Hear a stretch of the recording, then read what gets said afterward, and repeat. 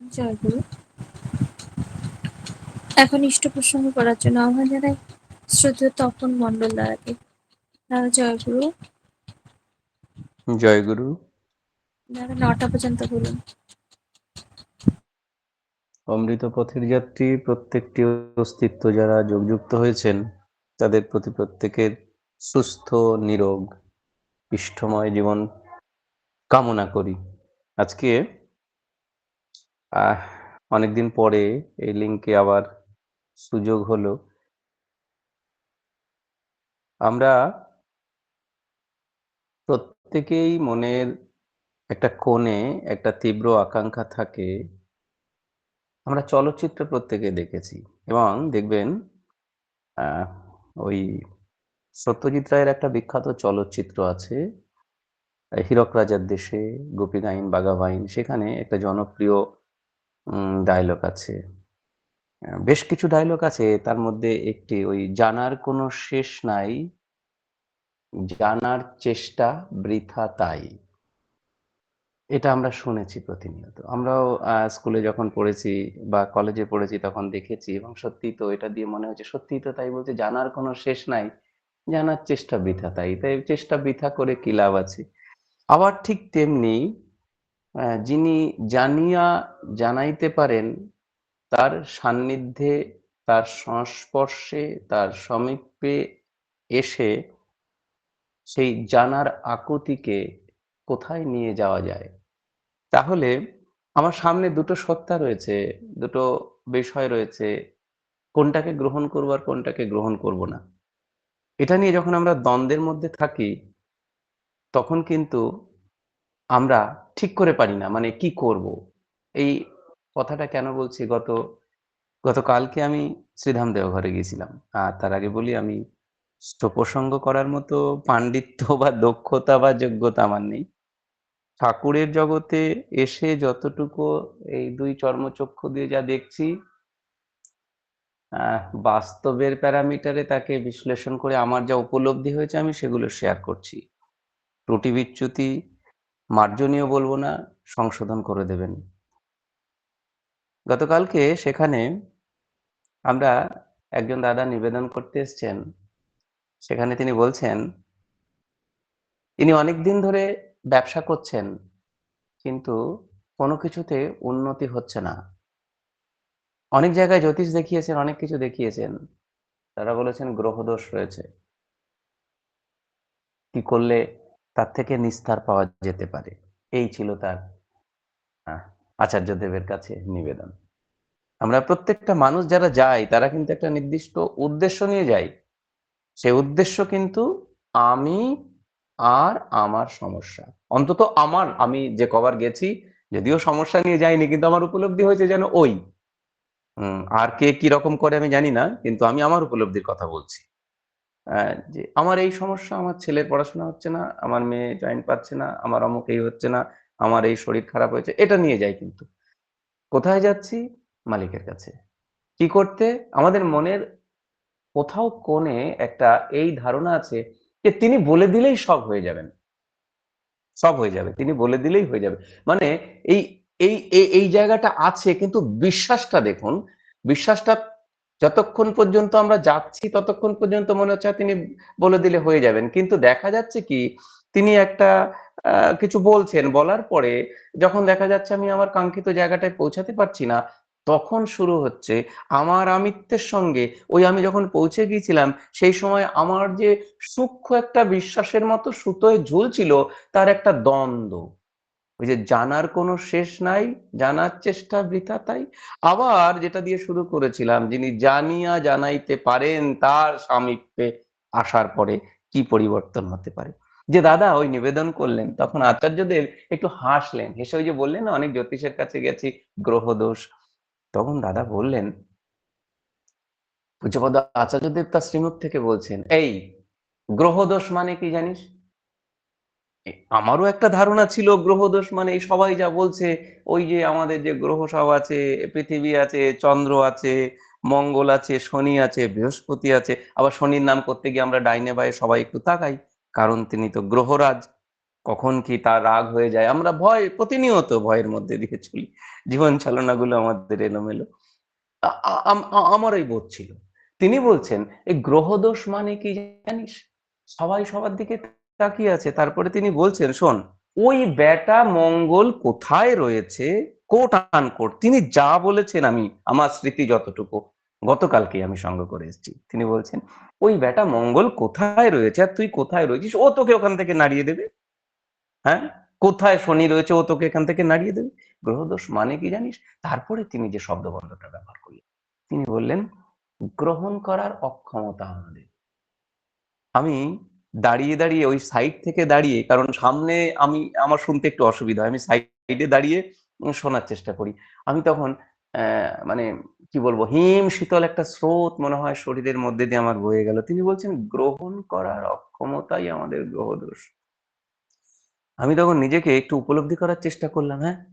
আমরা গ্রহদোষ বলতে জানতাম ওই জিনিস, এই জিনিস ইত্যাদি, ইত্যাদি, ইত্যাদি। তিনি বলছেন গ্রহণ করার অক্ষমতা, এবং তার থেকে আছে আমার সিদ্ধান্ত গ্রহণের অপারগতা। তার থেকেই আমি আমার চলনাগুলোকে ঠিকঠাক করে চলতে পারি না। আর এখানেই ঘাটতি থাকে বলেই আমাদের জীবনগুলো কেমন যেন এলোমেলো হয়ে যায়। আমরা কোনো কিছুতেই ওই সামঞ্জস্য আনতে পারি না। আর তাই তখন আমরা কি বলি? আমাদের মুখ থেকে বেরোয় কি?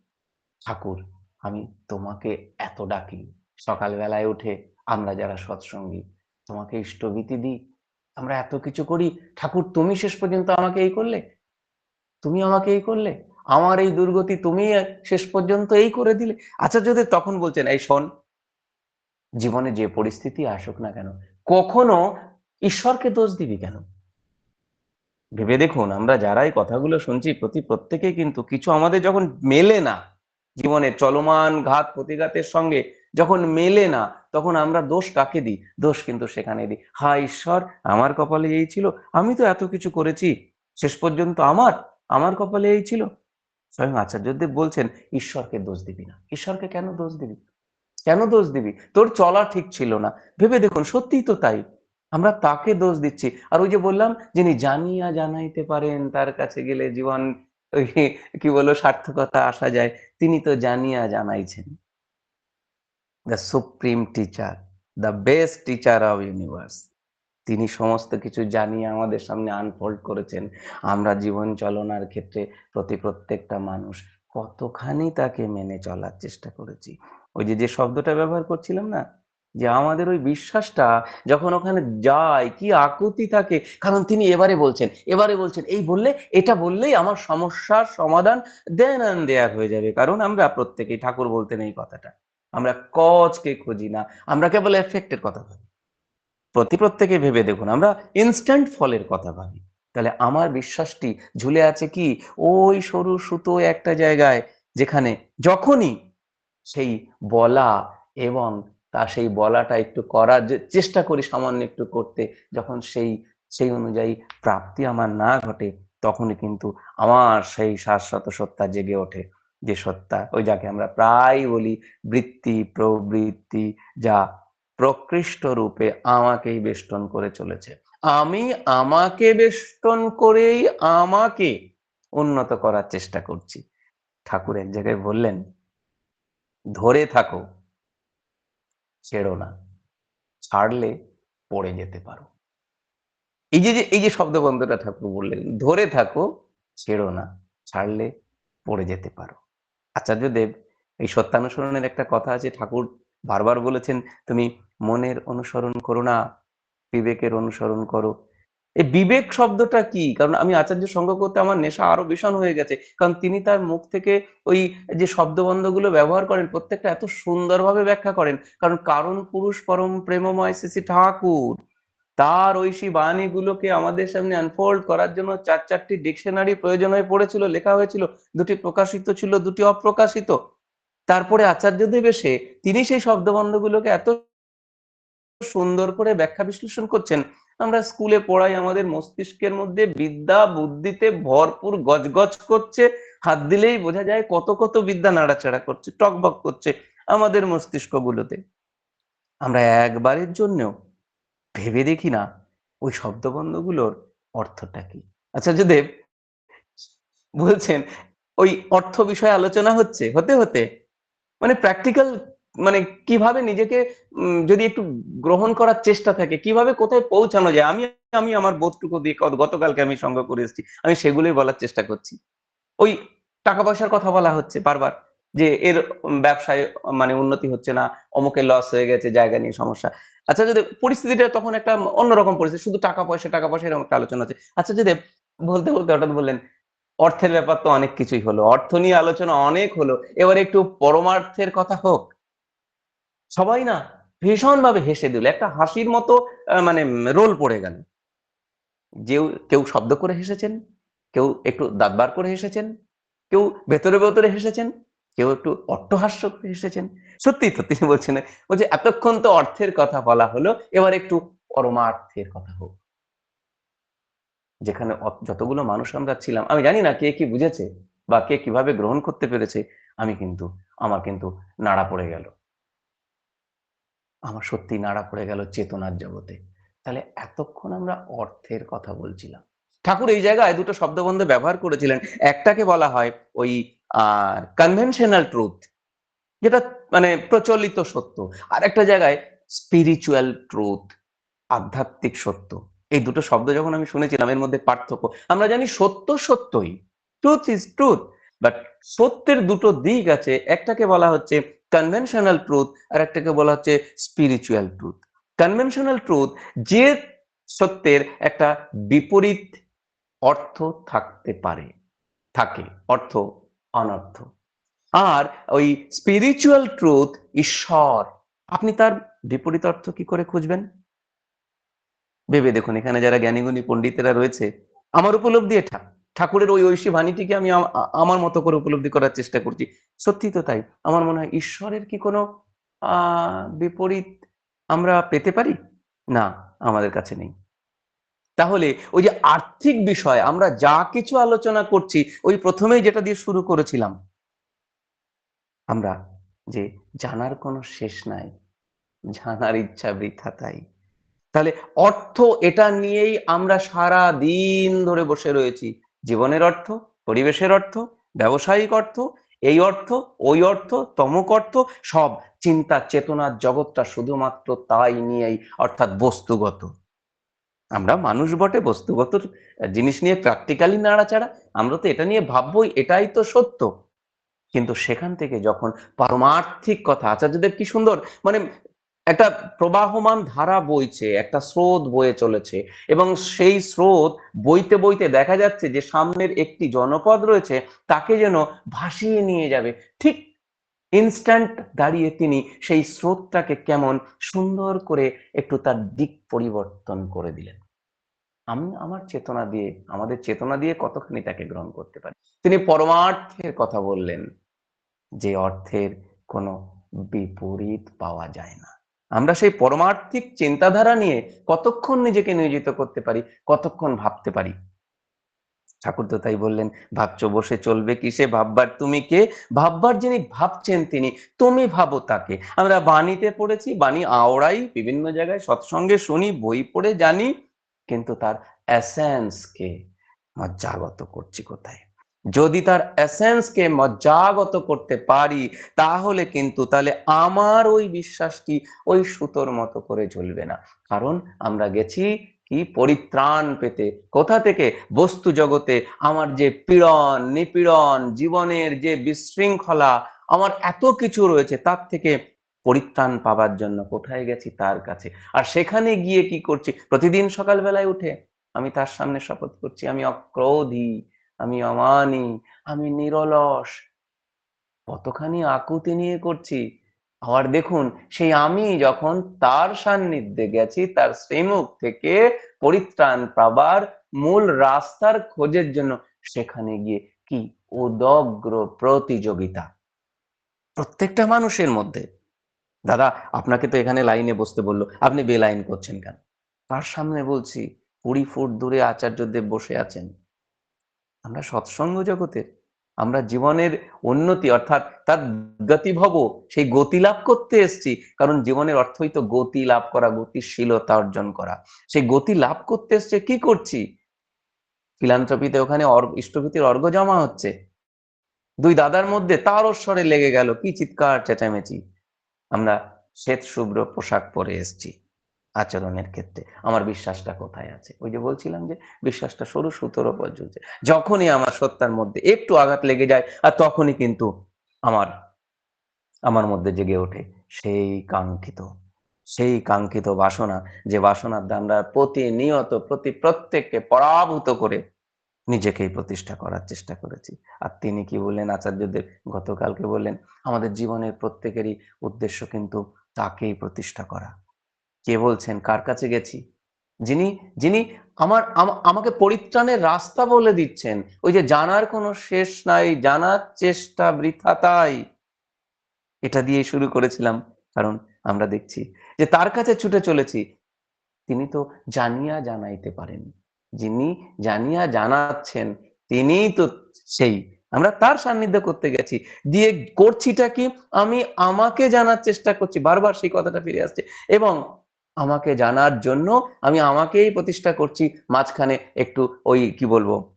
কোনো কিছুকে দাঁড় করানোর জন্য যেমন একটা ঠেস দরকার হয়, সেই ঠেস হিসাবেই কি ব্যবহার করছি না? ভেবে দেখার সময় এসেছে। আচার্য সঙ্গ করতে, করতে এই বাস্তব অভিজ্ঞতাগুলো কিন্তু আমার ওখানে ভীষণভাবে হয়েছিল।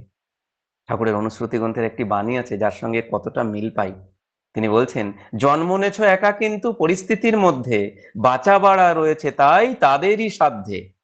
এই তাদেরকে, কারা এই তারা? যদি আমি আমার জন্মের মূল জায়গা কি দেখি? আমার পিতা, আমার মাতা বস্তুগত জগতে। তাদেরই একটি জৈবিক প্রক্রিয়া এবং সেই প্রক্রিয়ার মধ্যে দিয়ে আমার এই অস্তিত্ব এবং আমার এই অস্তিত্বের মধ্যে সেই পরমাত্মার অংশ তিনি সেই আমার এই অস্তিত্বের মধ্যে মানে কি বলবো ঢুকিয়ে দিয়েছেন। তাই আমি চলে ফিরে বেড়াচ্ছি।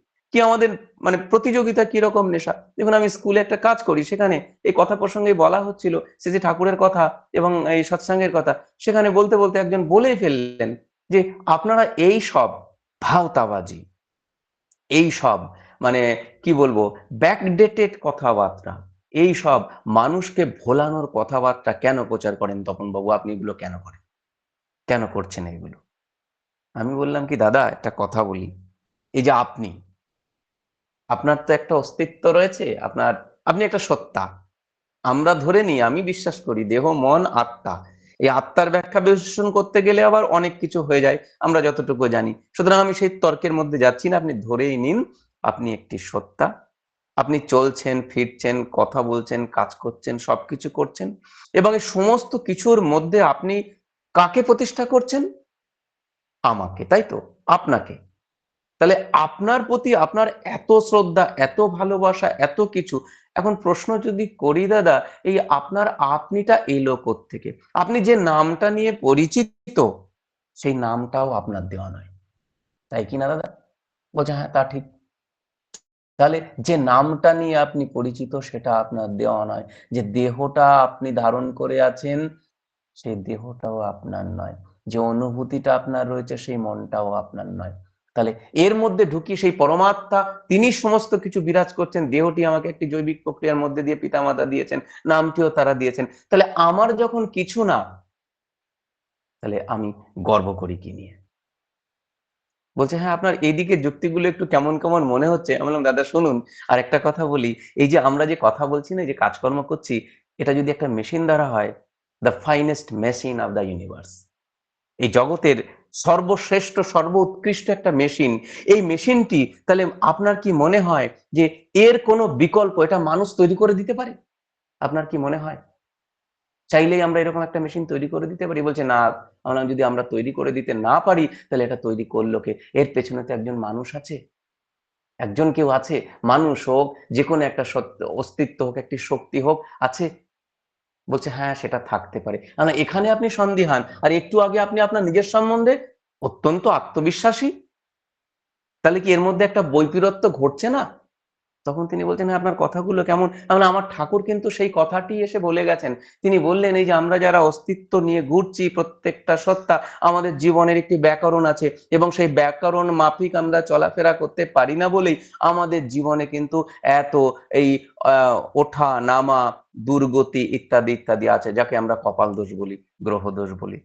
সেখানে আমার আচার্যদেব কি সুন্দর ব্যাখ্যা করে দিলেন, তোমার গ্রহণ করার ক্ষমতার অভাব, সিদ্ধান্ত নেওয়ার ক্ষমতার অভাব, তাই এই সত্তাগুলো কেমন এলোমেলো হয়ে চলে প্রতিনিয়ত প্রত্যেকটা পদক্ষেপের ক্ষেত্রে।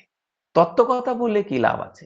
তত্ত্বকথা তো নয়, আমার বাস্তব জীবনের সঙ্গে তিনি তার ঐশী বাণীগুলোকে মিলিয়ে দেখেছেন, তিনি জীবন দিয়ে যা উপলব্ধি করেছেন, যা দেখেছেন, এবং সেটাকেই তিনি তিনি আমাদের সামনে আনফোল্ড করলেন, আমাদের সামনে বললেন, এবং আমরা কিন্তু সেটাকে কতখানি গ্রহণ করতে পারি। এ প্রসঙ্গে একটি গল্পের কথা। ঠাকুর ঠাকুর একদিন তার বাড়িতে বারান্দায় বসে রয়েছেন। দেখছেন তার মা ঠাকুরের আহ ওই বাড়িতে যে একটি মন্দির, ঠাকুর একটি মাত্র মন্দির তার মায়ের জন্য প্রতিষ্ঠা করে দিয়েছিলেন, হুজুর মহারাজের মন্দির। সেই মন্দির থেকে তার মা যখন আহ প্রার্থনা করে বেরোচ্ছে, তখন মায়ের শরীর থেকে এক অদ্ভুত একটা জ্যোতি তিনি দেখতে পেলেন। তখন ঠাকুরের মনে হলো যে এই জ্যোতি, আমি যদি আমি যদি আবার ধ্যানে বসি, তাহলে আমিও তো এই জ্যোতিই দেখতে পাবো। ঠাকুরের মনে এইরকম একটা চেতনা হলো, এবং সঙ্গে সঙ্গে তিনি ধ্যান করা শুরু করলেন, এবং ধ্যান করতে গিয়ে তিনি কিন্তু ওই তৎক্ষণাৎ অনুরূপ জ্যোতি কিন্তু দেখতে পেলেন না। কিছুক্ষণ ধ্যান করার পরে তিনি কিন্তু ওই হুজুর মহারাজের যিনি গুরুদেব ছিলেন, তার তার শরীর থেকে ওই রকম একটা জ্যোতির মতো তিনি দেখতে পেলেন। এবং যখন তিনি সেই জ্যোতি দেখতে পেলেন, তখন তার মনে, ঠাকুরের মনে এত আনন্দ হলো, এবং সেই আনন্দে তিনি নেশায় মত্ত হয়ে ছোটাছুটি শুরু করলেন। ছুটতে ছুটতে বাজার হাটে গেলেন, সেখান থেকে ছুটে, তার আনন্দে রেশ কিন্তু শেষ হয় না। আমরা কিন্তু সকলেই ভালো থাকতে চাই দাদা ও মায়েরা, প্রত্যেকেই। দেখবেন একটি গান শুনে আমার চিত্ত কেমন বিভোর হয়ে যায়, চিত্ত মোর তোমা পানে ধায়। আমরা অনেক সময় আমরা আমাদের প্রেয়সীর কথা, আমাদের প্রিয়জনের কথা বলি, আনন্দ বলি। ঠাকুরের সেই আনন্দ, তিনি ছুটে সেই জ্যোতি দেখতে, যাকে বলছে ব্রহ্মস্তম্ভ জ্যোতি, তিনি দেখে তার চিত্তের মধ্যে এত আনন্দ হয়েছে, ছোটাছুটি করছেন, চারিদিকে ছুটছেন। তারপরে ছুটতে ছুটতে তিনি সোজা পদ্মায় গেছেন, এবং পদ্মায় গিয়ে ঝাঁপিয়ে খানিকক্ষণ সাঁতার কেটেছেন। তবুও কিন্তু তার শরীরের মধ্যে থেকে সেই আনন্দের রেশ যায় না। আবার ছুটতে ছুটতে তিনি ঘরে চলে এসেছেন, জামা কাপড় ভিজে রয়েছে। এই অবস্থায় সকালবেলায় মা মনমোহিনী দেবী বারান্দাটিকে সুন্দর করে লেপে দিয়েছেন। সেই বারান্দায় ঠাকুর দাঁড়িয়ে মা মা বলে চিৎকার করছে। মা তার ডাক শুনে, ছেলের ডাক শুনে ছুটে বেরিয়ে এসে দেখছে অনুকূল ওই বারান্দায়, কাঁচা বারান্দা, অর্থাৎ তিনি লেপে গেছেন সবে, সেই বারান্দায় দাঁড়িয়ে মা মা করে চিৎকার করছে। মা মনমোহিনী দেবী এলেন, এসে ঠাকুরের একটা কান মলে দিয়ে কানের নিচে সপাটে এক চড় মেরে দিলেন। চড় মেরে দিয়ে বলছেন, এখানে দাঁড়িয়ে চিৎকার করছে দামড়া ছেলে, এই বলে মা তাকে তিরস্কার করলেন। মা যখন তাকে তিরস্কার করছেন, তখন দেখছেন ঠাকুরের ভাই বাদলা ওই ছোট ছোট পায়ে মায়ের কাছে ছুটে ছুটে আসছে। যেহেতু কাদা মানে লেপা রয়েছে, কাঁচা রয়েছে, বাদলার পায়ে ওই মাটি লেগেছে। মা সঙ্গে সঙ্গে বাদলাকে কোলে তুলে নিয়ে কাপড়ের আঁচল দিয়ে বাদলার পা মুছিয়ে দিয়ে বলছেন, বাদল আমার, সোনা আমার, কত আদর করছেন। ঠাকুরের ভেতরে কিন্তু সেই আনন্দ তখনও রয়েছে, কিন্তু সে ভাইকে দেখছে মা আনন্দ ওইভাবে তাকে আদর করছে। ঠাকুর তখন মনে একটু সন্তাপ এলো, অনুতাপ এলো, যে আমাকে মা মারলো আর ভাইকে এত আদর করছে। তখন ঠাকুর মায়ের বুক থেকে ওই ভাইকে কেড়ে নিয়ে ভাইকে আদর করতে লাগলেন। মা তৎক্ষণাৎ ওই আরাক কান মলে দিয়ে সপাটে আরো এক চড় মেরে বললেন, দামড়া ছেলে, এখনো দাঁড়িয়ে রয়েছে, বারান্দা ভিজে এই অবস্থায় রয়েছে। ঠাকুর আবার ওখান থেকে ছুটতে ছুটতে বাইরের দিকে বেরিয়ে গেলেন। বাইরের দিকে বেরিয়ে যাবার পরে তার মনের মধ্যে খুব দুঃখ হলো। ভেবে দেখুন, আমাদেরও প্রতি প্রত্যেকে আমরা ওই শ্রীধাম দেওঘরে যাই বটে, সেখানে গিয়ে যখন ওই যে সুতোর মধ্যে ঝুলে রয়েছে আমার বিশ্বাসটুকু, ঠাকুর ছুটতে ছুটতে গেছেন আবার সেই বাজারের দিকে। তার মনে একটু সন্তাপ হয়েছে, মা আমি আমি আমি ভাইকে আদর করতে গেলাম, আমি মায়ের কথা ভাবতে গেলাম, বলতে গেলাম আনন্দের কথা, মা আমাকে অপমান করলো। তখন ঠাকুর সঙ্গে সঙ্গে দেখলেন, যখন আমার মধ্যে এই বোধটা জাগছে যে মা আমাকে অপমান করছে, এটা যেন আমাকে আষ্টে পৃষ্ঠে বেঁধে ধরছে, আরো আরো বেশি করে চেপে ধরছে। ওই বোধ, ওই অপরাধ বোধ, মা আমাকে তিরস্কার করেছে, এটা আমার মধ্যে আরো ক্রমশ জেগে উঠছে। তখন ঠাকুর নিজেই ভাবলেন, না, এটাকে সরিয়ে দিতে হবে, এবং জোর করে মায়ের প্রতি তার সেই শ্রদ্ধা, সেই ভাবটি আরো ভাবার চেষ্টা করলেন। ঠাকুর কিন্তু তখন মাতা মনমোহিনীর শরীর থেকে সেই ব্রহ্মস্তম্ভ জ্যোতি দেখতে পেলেন। What is the necessity of পরম প্রেমময় শ্রী ঠাকুর, তারই যে গল্পটি ঐশী বাণী। আমরা গেছি দেওঘরে কি করতে? নিজের মঙ্গলের জন্য। কোথায়? আচার্যদেব বলে দেবেন, কি বলে দেবেন? তিনি যা বলে দেবেন করলেই যেন আমার সঙ্গে সঙ্গে মঙ্গল হয়ে যায়। আমি কজের কক্ষে ধারের কাছে যাচ্ছি না, শুধুমাত্র এফেক্টের কথা বলছি। আর পরম প্রেমময় শ্রী ঠাকুর মায়ের দু হাতে দু চড় খেয়ে তিরস্কার করা সত্ত্বেও তার মধ্যে আনন্দের রেশ যায়নি। তারপরেও যখন অনুতাপ, সে অনুতাপকে দাবিয়ে রেখে দিয়ে তিনি আবার মাতৃভাবে ভাবিত হতে লাগলেন, এবং মাতৃভাবে ভাবিত হবার পরে তার মনের মধ্যে সেই চেতনা এলো। কোন চেতনা? এবং সেই চেতনা যখন এলো তখন তিনি সেই ব্রহ্ম স্তম্ভ জ্যোতি আবার দেখতে পেলেন।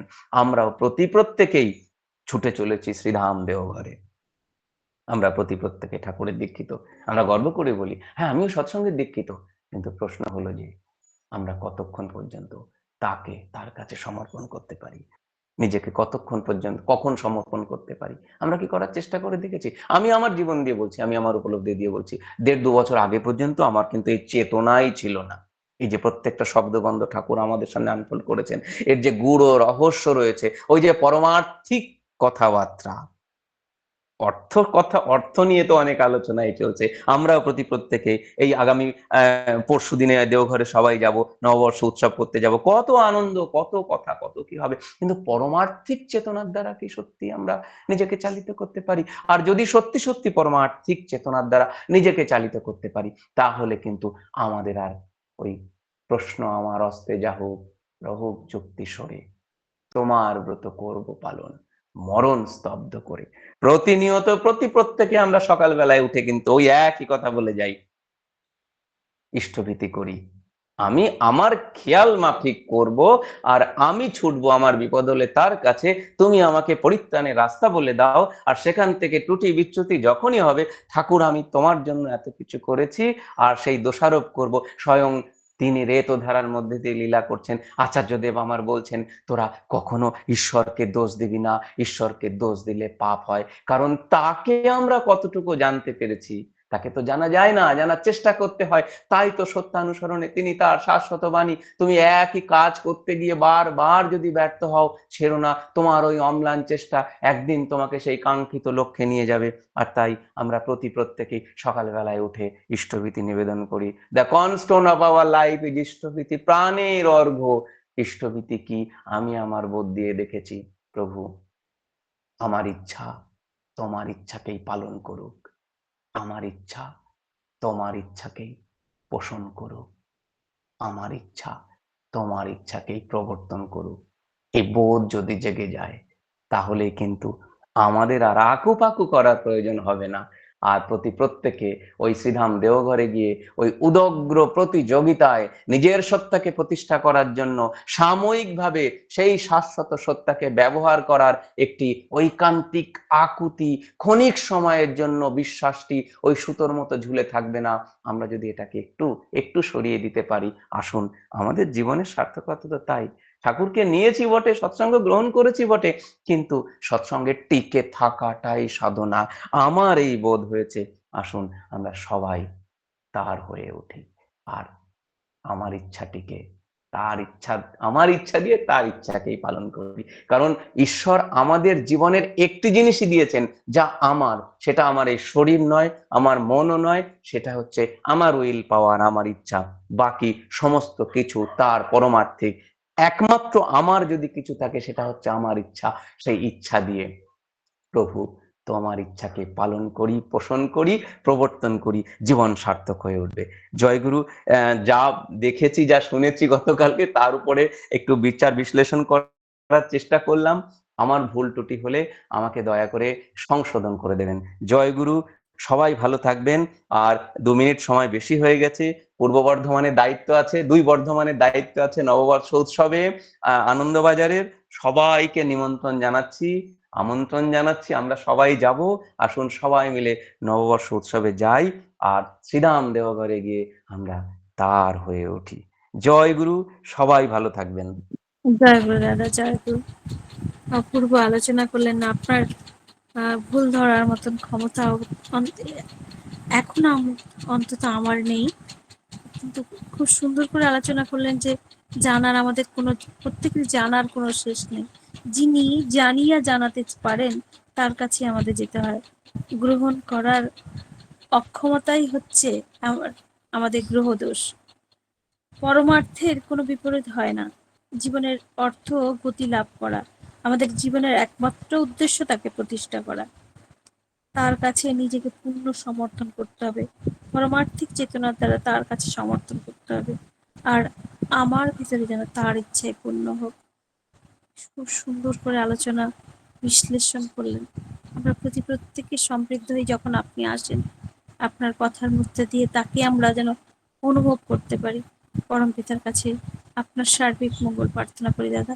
খুব ভালো থাকুন, সুস্থ থাকুন, আনন্দে থাকুন, আর আমাদের সঙ্গে যুক্ত থেকে তার কথা শুনে তার প্রতি তন্মুখী করে তুলুন।